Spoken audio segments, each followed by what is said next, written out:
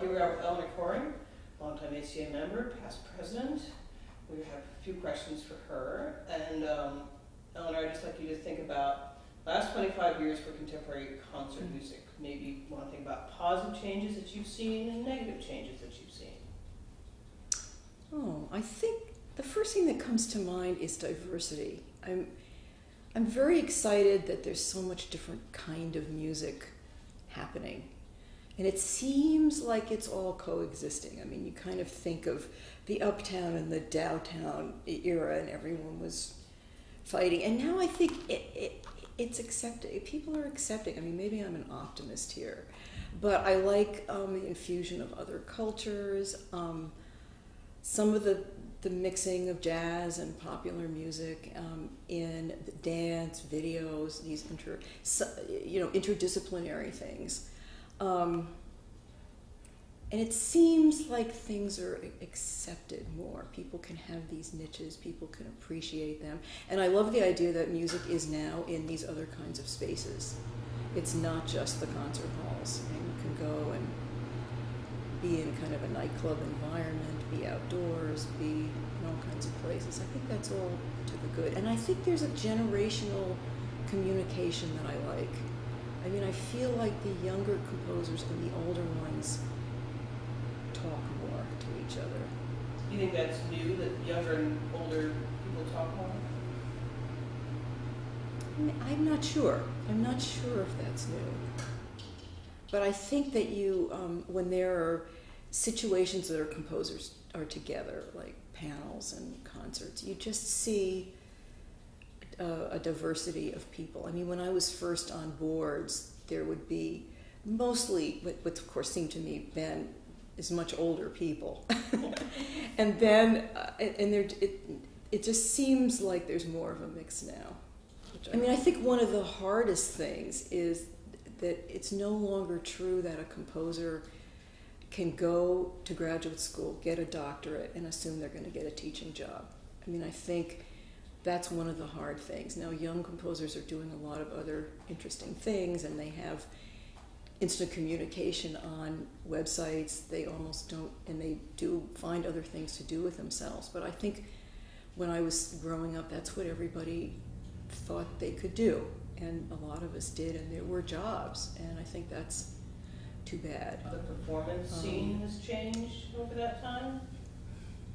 Besides the diversity? Well, I think the international aspect of it. I mean, the young performers now are all over the world. I mean, they'll email you from outer Mongolia and say, I'll be back tomorrow night for rehearsal. And the next thing, they're gone again. And they just have a very international flavor to the whole thing. I think that there is some communication between other countries and here, although I hear from friends in Europe, for instance, that people just don't know any American music. And we don't know, say, German music too much. A few names, and they know Elliott Carter and maybe a couple of others. And I think that's very strange to me. That's very strange to me. Meanwhile, the performers are having a great time. I mean, they're making nice livings doing music all over the world. And I think in that sense the world has shrunk, but it's unclear. Maybe composers are just by nature sort of isolated geographically. I don't know. I can remember well, I was in graduate school, and I remember getting there at Columbia, and I think it was possibly Charles Dodge or Harvey Solberger. I began hearing about ACA through them, probably Charles Warren and various people that were there. And someone said, would you consider joining ACA? And I thought that was a great honor. And I said, oh my gosh, am I actually worthy of joining this august organization? And then I guess a little bit later, I was asked to be on the board and did that for a while, and eventually became president for some years. But it was just doing what we all wanted it to do. I mean, they had those recording awards, and not everybody got their pieces recorded, but people did, and then the concerts, and it just seemed like the camaraderie, it was a whole way. You'd have a Christmas party, and you'd have the Laurel Leaf Award, and you'd meet all these other composers, and that was all very exciting to me when I was new to New York and sort of new to being a composer myself. So I really thought it was a great place to be involved.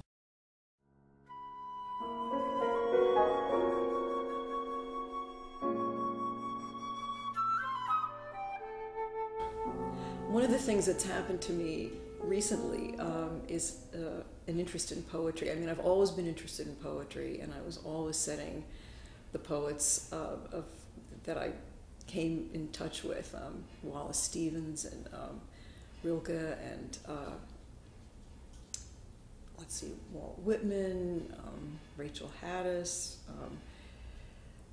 James Merrill, a lot of poems, and choral music and non-choral music. And recently I started writing poetry as a kind of hobby, I guess, and taking a class here and there. And I've gotten very interested in the interconnection between poetry and music.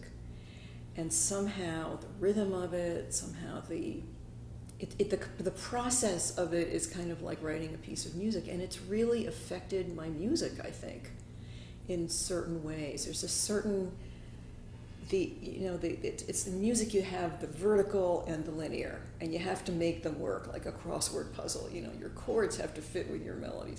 And in a poem, you have to have a kind of some kind of a musical beat, and then your meaning, your ideas have to fit with that. And there's certain notions about disjunct ideas in poetry and disjunct melodies and dissonance and consonance, and somehow it's just, I think, made my music more narrative in a way. I've actually taken, most recently I wrote a song cycle, and I had a poem by Emily Dickinson and a poem by Richard Wilbur, and I couldn't find a third poem, so I wrote one which used words from both of those poems. It was the subject of the mind, this very, very general topic. And then I used little quotes from the music of the other two songs that I had said already. And the whole process was just fascinating to me. I mean, I had a lot of fun doing that. And the other thing is, I think in my recent music, I've gone back to roots when I was a teenager, when I loved jazz, bebop jazz. And so I was a little timid to put all that in my music in the old days of whatever was going on, uptown music, whatever you want to call it. And now it's just, okay, it's in there. So it's a different, sometimes I'll actually subtly quote from a piece, or I'll just take chords, which I just find them, it's not like I'm borrowing somebody's chords, although I did do that in one piece, but and that's somehow that seems to be a new direction that I'm going musically. Both those things affecting it a lot.